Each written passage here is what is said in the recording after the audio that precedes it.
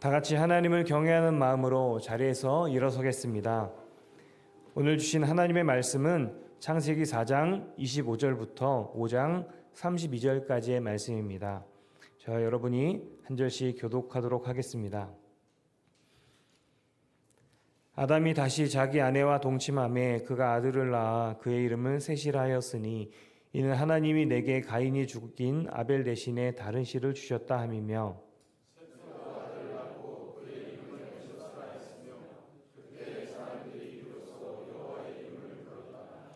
이것은 아담의 계보를 적은 책이니라. 하나님이 사람을 창조하실 때에 하나님의 모양대로 지으시되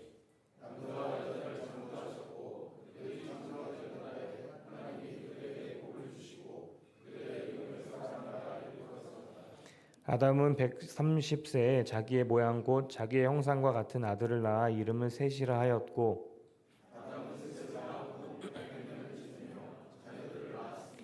그는 930세를 살고 죽었더라.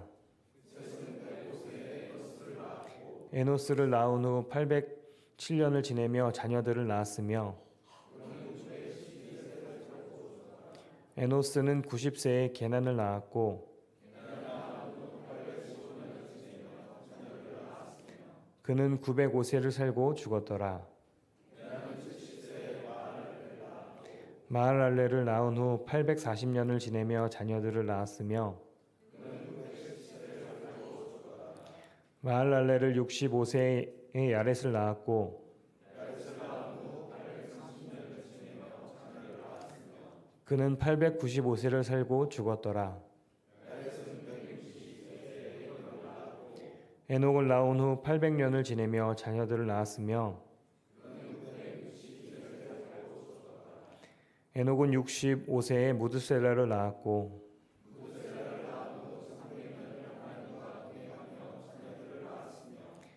그는 365세를 살았더라.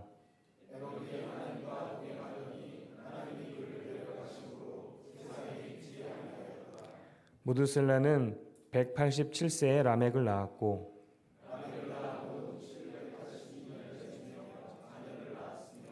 그는 969세를 살고 죽었더라. 이름을 노아라 하여 이르되 여호와께서 땅을 저주하심으로 수고롭게 일하는 우리를 이 아들이 안위하리라 하였더라.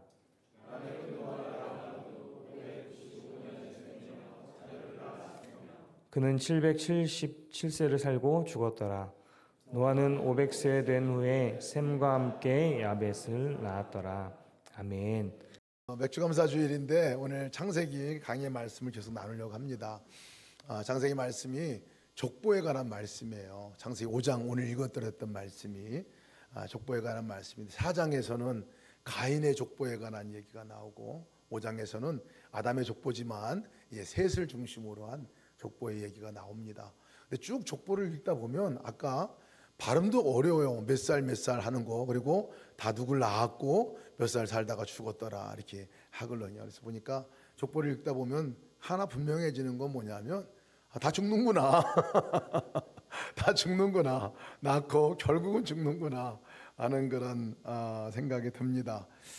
우리가 짧은 인생인 것은 틀림없습니다. 오늘 이 셋의 족보에, 아담의 족보에 나와 있는 그 그 연령대를 보면 장난이 아니에요. 연령이 900살, 800살, 제일 많이 산 사람이 969살 이렇게까지 거의 1000년을 사는 거예요. 근데 이게 실제 가인과 노아의 홍수 이전에 인류가 수명이 그랬습니다. 실제 수명이 그랬죠. 그래서 수명이 보면 1000년 동안 살면 뭐 할까 이 생각 들기도 하는데, 결국은 969살을 살아도 365세를 살아도 결국 다 죽었더라 하는 것으로 사실은 끝이 납니다. 그런데 오늘 이 말씀 가운데서 다 죽었더라 이렇게 표현하는데, 그 중에 한 사람에 대한 소개는 달리 소개를 합니다. 다 죽었더라 이렇게 표현하지 않고 죽지 않고 하나님께서 데려갔더라 이렇게 한 사람이 나와요. 에녹입니다. 에녹. 우리가 너무 잘 아는 에녹이죠. 죽지 않고 하나님께 들림을 받았더라 이렇게 표현을 하죠. 살면서 하나님과 동행하며 살았더라. 이것이 또 이 에녹을 소개할 때 하는 강조점 가운데 하나입니다. 다른 사람도 동행했을 것 같은데 유독 에녹에게 있어서 말하는 것은 그가 하나님과 동행한 사람이야. 하나님과 함께 살아간 사람이야. 그리고 그 동행이 이어져서 결국 하나님께서 그를 데려가시고 육신의 몸까지 그냥 데려가셔서 영원히 이어지는 동행의 삶을 산 사람이 에녹이다, 이렇게 얘기를 합니다. 어찌 보면 우리 모두의 소망이고 열망일 수도 있어요. 이 땅을 주님과 함께 동행하며 살다가 그냥 죽음을 맛보지 않고 우리가 하나님 앞에 다시 그 느낌과 감각으로 올라가서 영원히 천국에서 함께 살아가는 삶, 얼마나 좋을까 하는 생각을 갖습니다. 오늘 이 말씀 가운데 하나님 그를 데려가셨더라 하는 것보다도 더 중요하게 여기는 말씀이 이 땅을 에녹이 어떻게 살아갔느냐 하는 겁니다. 이 땅에 에녹을 살아갈 때 그 당시 세계가 그렇게 주님과 친밀한 교제를 나누며 살아간 세대가 아니었습니다. 죄악이 관영한 세상이라고 얘기를 하고 있어요. 그래서 너무나 죄악이 관영하니까, 너무나 자기 중심으로 살아가니까 하나님이 어떤 결심까지 하시냐면 이 땅을 심판할 결심까지 하시고 결국은 노아의 홍수가 그 뒤에 일어나거든요. 노아의 홍수로 말미암아 이 땅이 멸망할 정도로 죄악이 많은 세상이었어요. 하나님과 별 관계없이 살아간 세상이었거든요. 근데 유독 이 에녹이 그렇게 살아갔다는 거예요. 에녹이 유독 그렇게 정말 하나님과 함께 사는, 마치 아담이 처음 에덴 동산에서 하나님과 대화하고 하나님과 함께 그렇게 인생을 살아가고 의논하고 손잡고 함께 살아가는 이 삶을 살았듯이 이 에녹이 그렇게 살았더라 하는 것을 소개하고 얘기하고 있습니다. 여러분, 이 에녹이 그렇게 사는 것이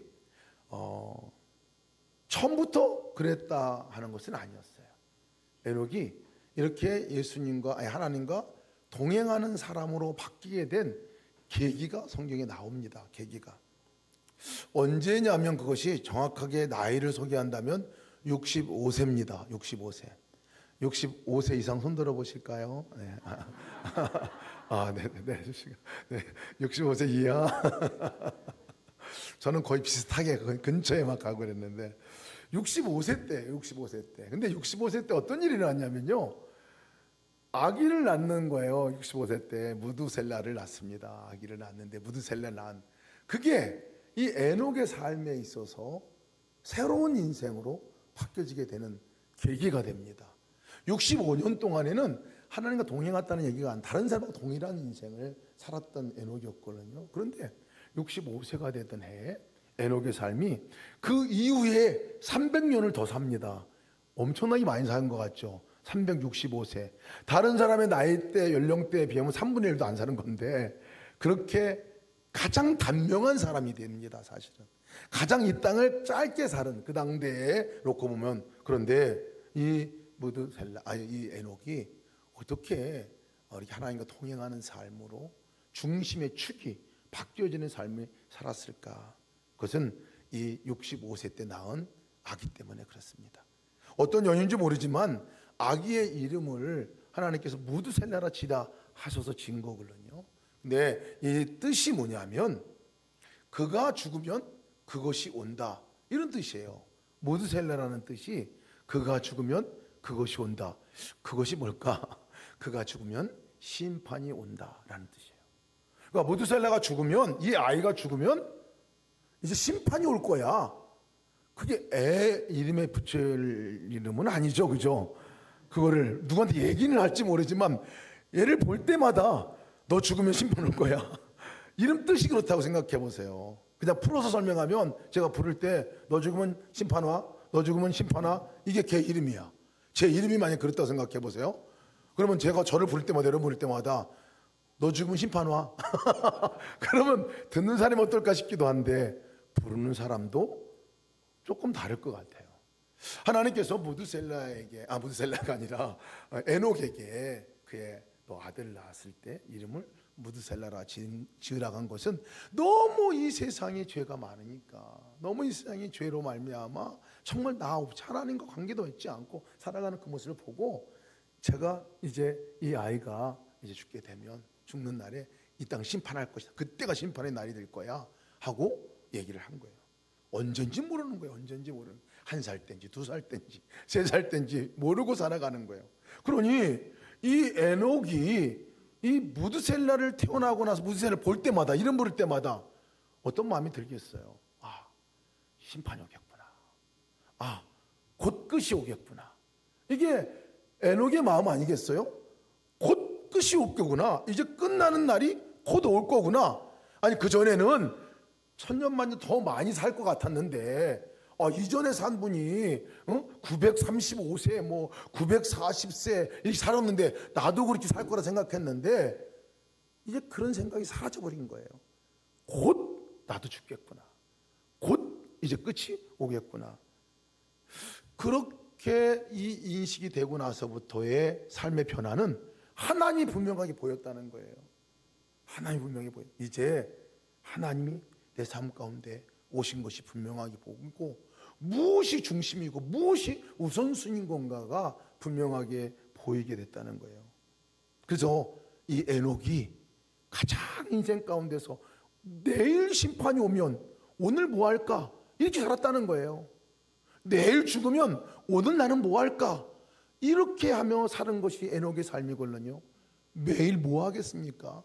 가장 소중한 거, 이제 끝이면 그 다음에 가서 영원히 하나님과 함께 살아갈 텐데, 자기가 이 땅에 함께 하신 주님과 함께, 하나님과 함께 동행하는 삶, 같이 대화 나누고 같이 이야기하고 같이 주님이 하신 일을 함께 해나가고 하는 일을 살았다는 거예요.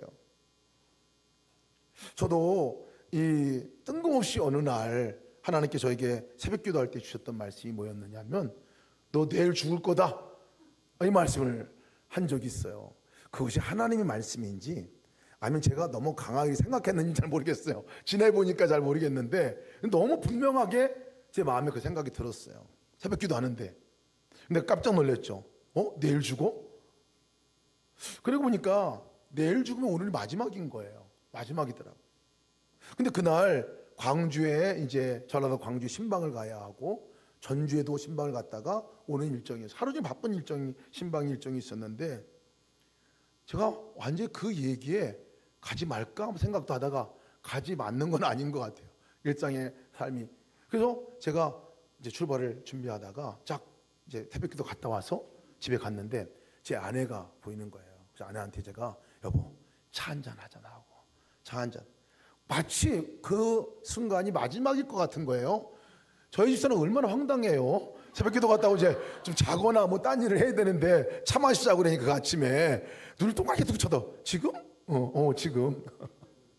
차를 한 잔 억지로 마시게 하고 마셨어요. 집사는 거의 졸다가 막 이렇게 한 것 같아요.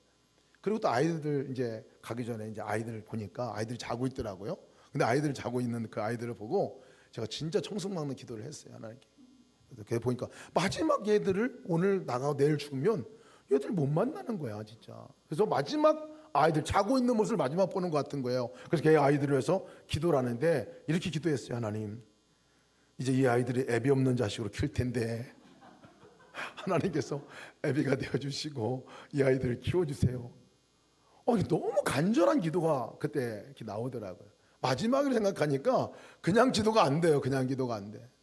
그날 하루 종일 다 이상한 일이었어요. 그날 신방을 가는데 승합차를 타고 이제 그때는 좀 중형 승합차를 타고 이제 같이 여러분들이 가셔가지고 가는데, 가가지고 한 15분인가 몇 분 같이 가신 것 같아요. 가는 그분이 평상시는 가면은 막 농담도 하고 막 그렇게 하면서 가고 그랬는데, 그날은 그러지 못하겠더라고요. 같이 가는 이분들이 마지막 내가 만나는 우리 성도들이라면 내가 뭐 할까? 그래서 앉아가지고 할게 뭐 할까 생각해 보니까 한 사람 한 사람이 기도하는 것밖에 할 게 없더라고요. 하나님께서 다 하나님께 이분도 그래서 기도하면서 간 거예요. 기도. 성도들이 목사님 어디 화나셨나고 나한테 화가 난 게 아닌데, 그래서 그렇게 하고 갔어요. 광주까지 가가지고 거기서 신방을 가고 중환자 한 분을 이제 신방을 하면서 기도를 해드리는데 그냥 기도를 못 하겠더라고요. 그냥 붙들면서 꽉 붙들고 흔들면서 이 사람을 고쳐달라고 기도하고 막 그렇게 기도하는데, 옆에 있는 그 권사님이, 아내된 권사님이, 목사님 살살하세요. 거의 쫓겨나다시피 나왔어요. 가지고 또 복도에 있는데 복도에 저 끝에 누가 앉아 계시더라고요. 어떤 아주머니가 앉아 계세요. 왜냐면 신방하시고 온 분들도 한 분씩 교대로 들어가야 되기 때문에 그 다음 분이 들어가시고 기다려야 되는데 끝에 누가 앉아 있는데 앉아 있는 그분에게 너도 모르는 사이 저도 모르는 사이가 앞에 가서 앉아 있어요. 앉아가지고 제가 뭐 하고 있냐, 여기 안에 있는 포켓 안에 있는 사용리를 꺼내가지고 전도를 하고 있더라고요. 전도를 하고 그리고 끝나고 거기 가서 그 영접기도 할 때 예수님 영접하시겠습니까? 그랬더니 안 한다 그러더라고. 난 불교 신자라고. 그래요? 처음부터 다시 가지고 이제 다시 해가 또 읽어드리고 그랬더니 이분이 두 번째 할 때도 안 하신다는 거예요. 그래서 내가 두 번째 그래서 다시 그러면 한번 이러지 말고 또 한번 들어보시라고 다시 한번 하고 세 번째 딱 왔는데 그거 할 때 하겠다고 그러더라고요.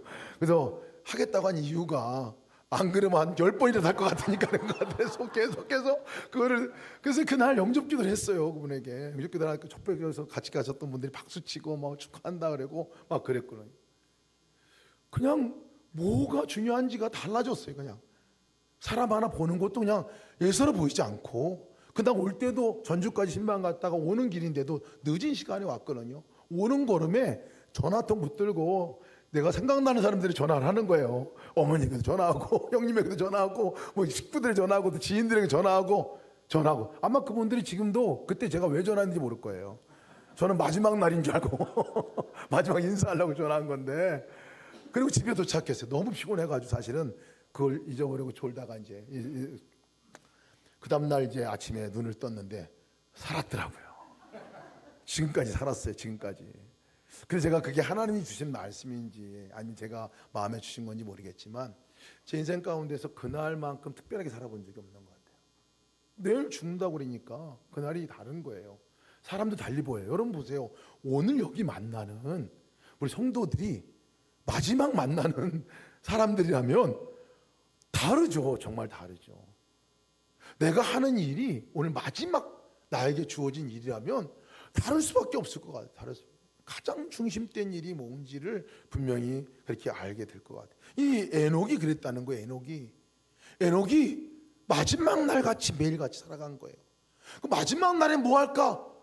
에녹이 하는 것은 나와 함께 계신 그 하나님과 함께 동행하는 삶이죠. 하나님을 의식하고 하나님과 대화하고 나를 또 이제 그 영원한 하나님 나라로 데려가실 텐데 그 하나님이 어떻게 하실 것인가에 묻고 그렇게 살아가는 삶을 에녹이 살았다는 거예요. 아마 에녹이 매일매일 내일에 대해서 걱정을 하며 살았을까? 아닐 거라 생각해요. 제가 또 하나의 경험이 뇌경색이 왔을 때 그때 막 미래가 두려운 거예요. 내일이 두려워지더라고요. 왜 두려우냐면 내가 아무것도 할 수 없으니까 두렵더라고요. 그리고 내 미래는 와 있는데 올 건데 내일이 올 건데 나는 지금 인지 능력도 없고 뭐 기억력도 없고 성경도 잘 못 읽겠고 말씀 전하는 거 두 번째 치고 선교도 못 나갈 거고 이제 모든 내가 하던 일들이 다 끊어질 것 같은 그런 생각이 드는 거예요. 그리고 앞을 맞이할 어떤 힘이 없어요. 어떤 능력도 없으니까. 그러니까 두려움이 확 몰려왔거든요. 근데 그때 하나님이 저에게 주셨던 마음이 뭐였냐면 너 내년이 너한테 올 거라 생각하느냐? 너 내일이 너한테 있을 거라 생각하느냐? 가만히 보니까 내년이 없을 수도 있겠구나. 올해가 마지막일 수도 있겠구나. 그 생각이 뭐 아파서 그런지 더 체감적으로 느껴지더라고요. 그리고 너 내일이 너한테 있을 거라 생각하느냐? 그렇구나. 내일이 안 올 수도 있겠구나. 오늘이 마지막일 수도 있겠구나. 그러고 나니까요. 내일에 뭐 해야 될 모든 염려가 싹 사라져 버렸어. 왜? 내일이 안 오면 뭐 오늘 지금 이 상태에 내가 있는 이것이 그리고 나와 지금 주님이 함께 계시니 그게 뭐가 걱정일까? 내가 할 수 있는 게 뭐지? 지금 내가 할 수 있는 게 뭐지? 생각하니까요. 너무 분명하게 주님이 함께 계신 그분하고 함께하는 일이고 옆에 있는 사람에게 정말 사랑하는 거 내가 그분에게 최대한 정말 내가 할 수 있는 모든 것들을 잘 해줄 수 있는 그 일들만 하면 되겠구나 하는 생각이 들더라고요. 특별한 경험이었습니다. 여러분 우리가 이 시간의 개념이 때로는 내 마음대로 내가 더 오래 살 거라 생각할지 모르겠지만 어찌 보면 주님은 우리에게 지금도 네 아들 무두셀라라고 쳐. 내가 죽는 날의 끝이야. 마지막이야. 이렇게 우리에게 말씀하는 말씀이 될 수도 있습니다. 그런 마음으로 살아갈 때 다르죠. 오늘이 아마 다를 겁니다. 아마 오늘 연습 삼아서 한번 해보십시오. 오늘 마지막이야. 내일 나 죽어. 이렇게 하면 기분 나빠하시는 분이 계실지 모르겠지만, 아마 연습 삼아서 한번 해보시라. 연습 삼아서. 오늘이 분명히 다릅니다. 만나는 사람도 다르고요. 예배도 달라요. 주님과 교제도 다릅니다. 에녹은 그렇게 살아간 거죠. 그렇게 살아간 거죠. 그런데 이 에녹이 살 때 그 심판이 왔을까요? 안 왔을까요? 안 왔어요. 에녹이 살아갈 때는 심판이 오지 않을 뿐만 아니라 에녹의 때에 에녹이 죽지도 않았어요. 하나님과 동행하다 300년 더 살다가 사실은 올라갔어요. 진짜 심판은 언제 왔냐면요, 969살 때 무비보셋 아들이 969살 될 때, 노아의 때, 그때 홍수가 왔어요. 긴 기간 동안에 오지 않았어요. 그러면 이 에녹은 약간 정신 나간 사람으로 산 건가요? 아니죠. 근데 이 말씀을 제가 보면서 어떤 생각이 드냐면, 그렇지, 심판은 오늘 와도 이상하지 않습니다. 이 세상에 이 죄악이 관영한 것들을 보면 오늘 하나님이 마지막 종말의 시간을 갖게 해도 이상하지 않습니다. 뭐 언제 폭탄이 터지거나 뭐 어떻게 됐든 간에, 이 지구가 날아갔든 어떻게 됐든 간에 만약에 작정하셨다면 오늘 그런 일이 일어나도 이상하지 않아요. 사실 그때도 그랬습니다. 근데 하나님께서 그 연한을 에녹에게 무비보셋에서 그가 죽을 때 이제 심판이 올 거라 말씀하셨지만 몇 년 동안 기다리신 거냐면요, 969년을 기다리신 거예요.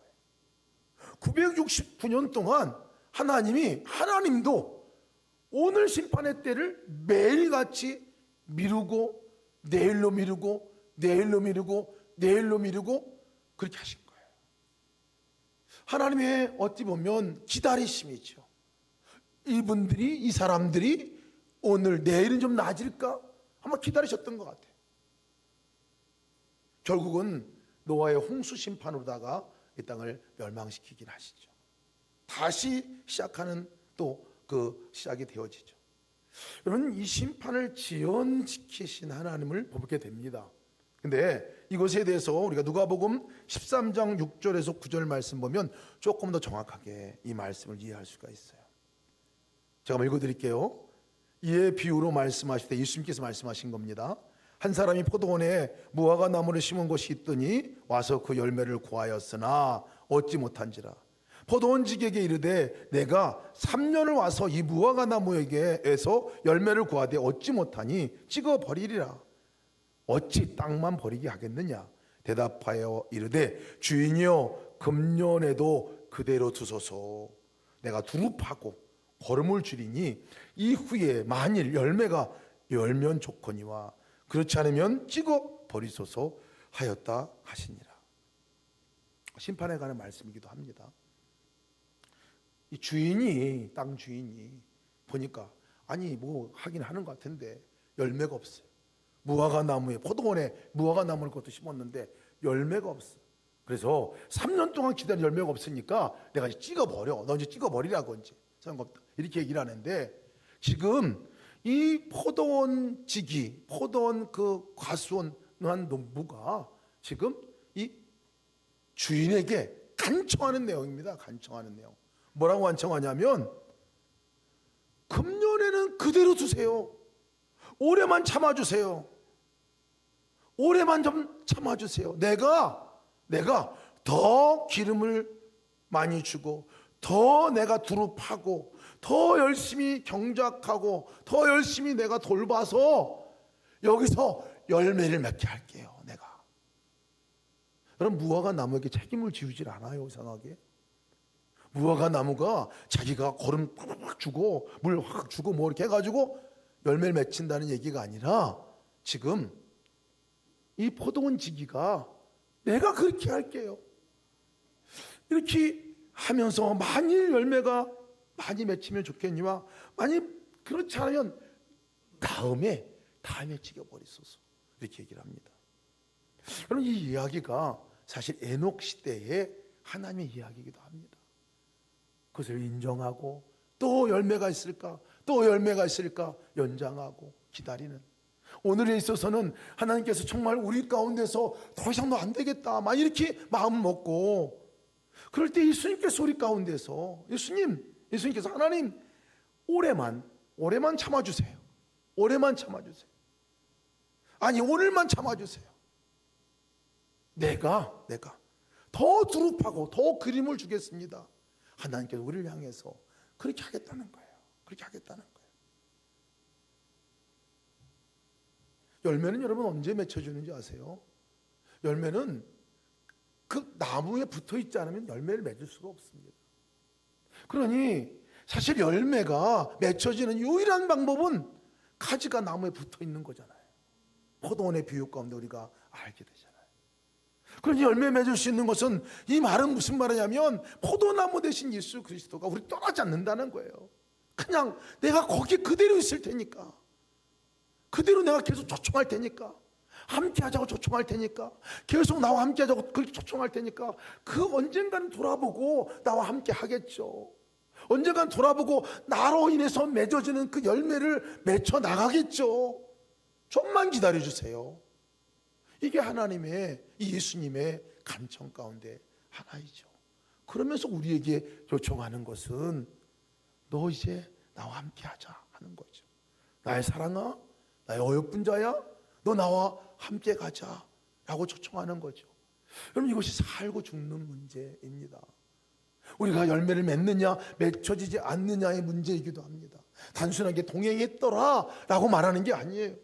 에녹의 삶은 바로 자기 삶 가운데 오신 그 하나님께 딱 붙어서 하나님으로부터 주시는 공급하는 그 은혜를 누리고 하나님과 함께 대화하고 하나님과 함께 살아가고 정말 하나님이 이 땅을 이루고자 하는 간절한 소망에 순종함으로 나아가는 삶을 살았더라 이거거든요.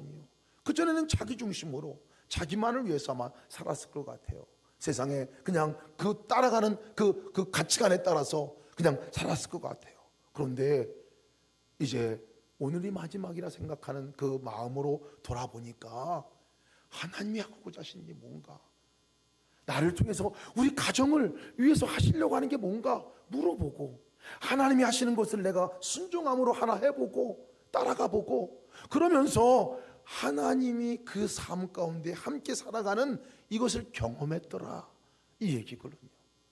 여러분 에녹과 같이 주님과 동행하는 삶을 매일매일 살아가시기를 축복합니다. 우리 가정 안에서, 내가 있는 직장 안에서, 내가 있는 어떤 공동체든지 그 가운데서 그렇게 해나가시는 거. 주님은 지금도 우리와 함께 계시거든요. 지금도 우리는 무시하고 마치 가지가 이 나무를 떠나 있는 것 같이 그렇게 나가 있지만 주님은 변함없이 여기 그대로 있으시고 함께 계시고 계속해서 초청해 주시는 거예요. 내게로 오라, 나를 바라봐줘, 나와 함께 해줘. 그럴 때 너의 삶의 풍성함과 그럴 때 너의 삶의 열매가 맺히는 삶을 맺게 될 거야 하는 것이 주님의 초청이죠. 그 삶을 누리시는 저와 여러분 되시기를 축복합니다. 우리가 매일같이 한번 연습 삼아라도 그 마음을 갖고 살았으면 좋겠습니다.